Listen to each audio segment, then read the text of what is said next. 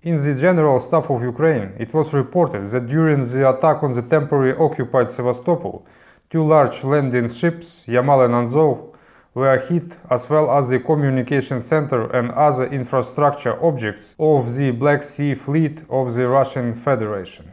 At least 3 Storm Shadow missiles struck the main communication hub of the Black Sea Fleet of the Russian Federation.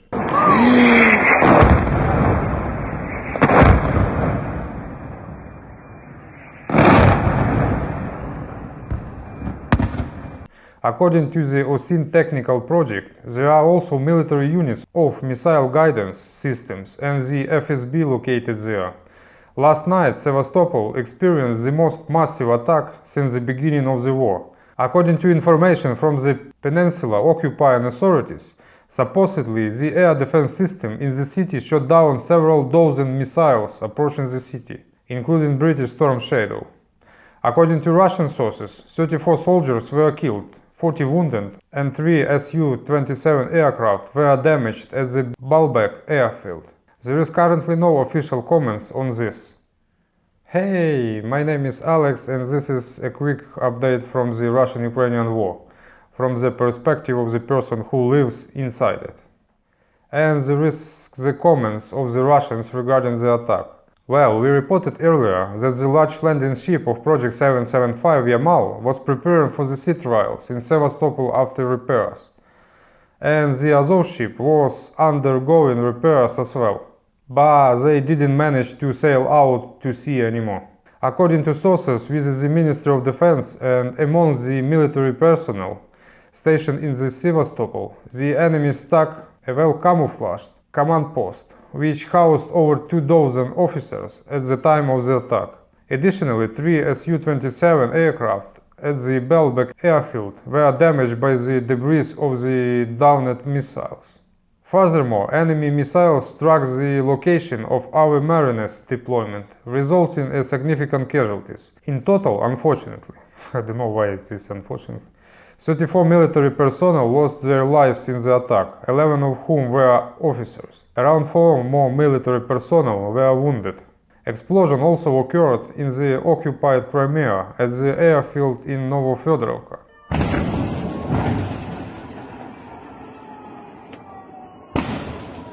At the same time, residents were evacuated from houses in the private sector near the burning oil depot in Gvardeysk. Local public pages report explosions at an oil depot in Gvardeysk near Simferopol.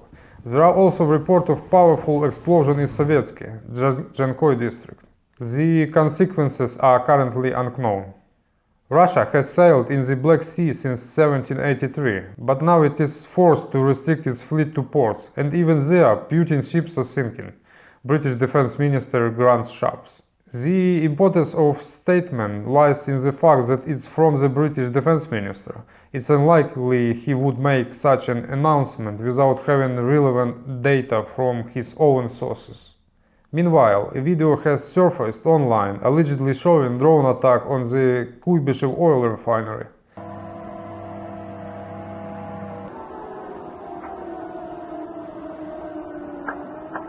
The footage depicts a drone of aircraft type flying over the facility and then hitting its target. By that time, a fire had already broken out at the plant following an attack by another drone. First strike, and now second strike. The targeted Kuibyshev oil refinery has halted operations.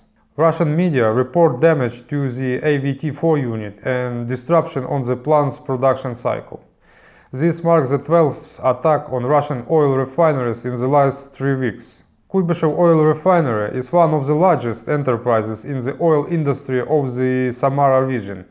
The plant has been part of the Rosneft since May 2007 and specialized in the production of motor fuel, including gasoline and diesel fuel, as well as liquefied gases and sulfur. Interesting observation.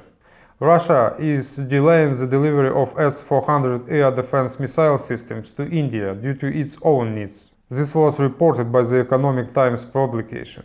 The equipment was supposed to arrive in India in early 2024. Now, due to the prolonged war in Ukraine, Indian forces will receive the final two systems at best by the end of 2026. At the same time, Russia launched another massive strike against Ukraine overnight. This marks the third major missile attack by the enemy on Ukraine within a week. According to the Air France, cruise missiles were launched from 14 Tu-95MS aircraft. Additionally, dozens of Shahd missiles hit various regions of Ukraine. The enemy's target was critical infrastructure objects. They made the most effort to hit targets in the western part of the country, particularly in the Lviv region. According to the Lviv mayor Andriy Sadovey, no strikes have been recorded in Lviv itself. Reports indicate shelling in the Lviv region. Regional authority will report on the consequences. Russia launched 29 cruise missiles X-101 and X-555 from 14 Tu-95MS strategic bombers, launch area Angels Russia, and 28 Shahd-type UAVs. During this attack, 43 aerial targets, including 18 cruise missiles and 25 Shahd UAVs, out of total of 57, were destroyed by the Ukrainian Air Defense Forces fighters tonight. The approximate route of the Russian missiles and UAVs during this morning attack. Also, during this attack at 4:23 a.m., a Russian missile entered Polish territory. The Polish Operational Command reported that the Air Force observed it for 39 seconds. Polish and Allied aviation were engaged. Apparently, there was no attempt to shoot it down. They just observed. Well, it's not like blocking Ukrainian grain truck at the border. It is interesting that wolves like to howl when the sirens are on.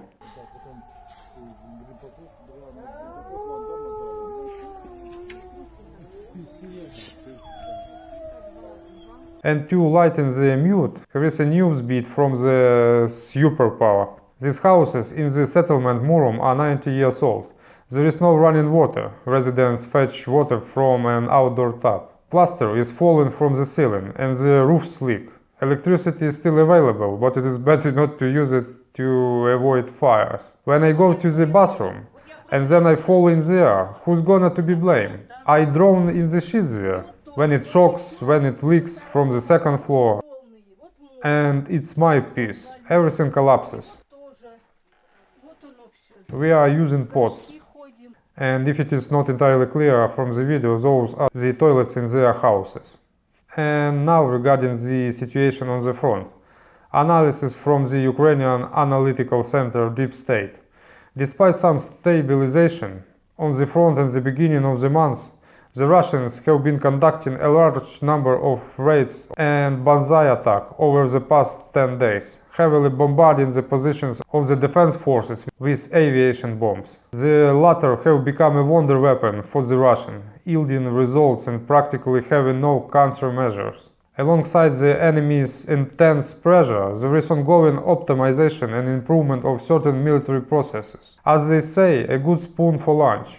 Now, due to the mistakes made in the second half of 2023, the defense forces are forced to incur losses both in terms of personnel and territory.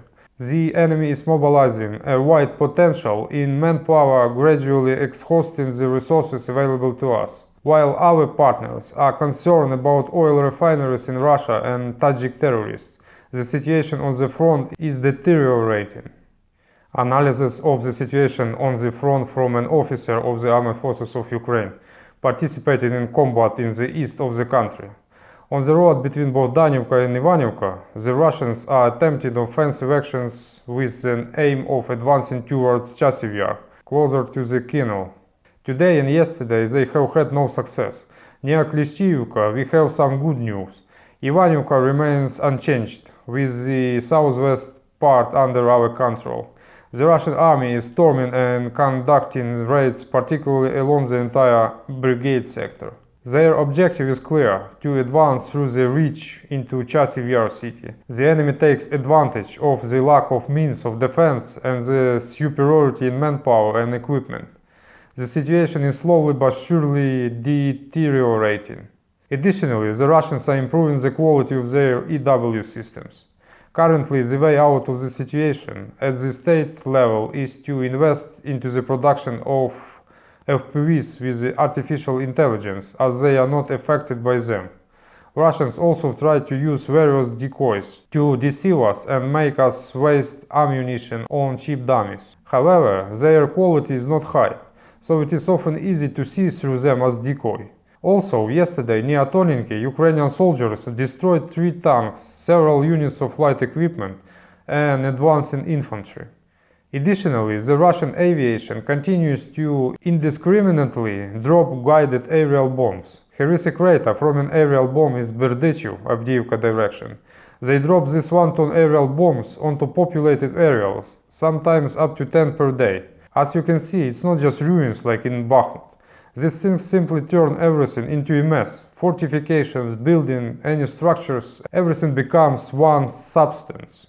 Near Verbovo, the Russians have been conducting artillery and aviation preparations against our positions all day, preparing for assault actions. The 118th Brigade caught some new additions for the exchange fund near Robotino. By the way, the same old friends from the 17th Motorized Rifle Regiment of Russian Army. On the Tavria directions, the Russians are practically storming Crinkly daily, with the same result each time.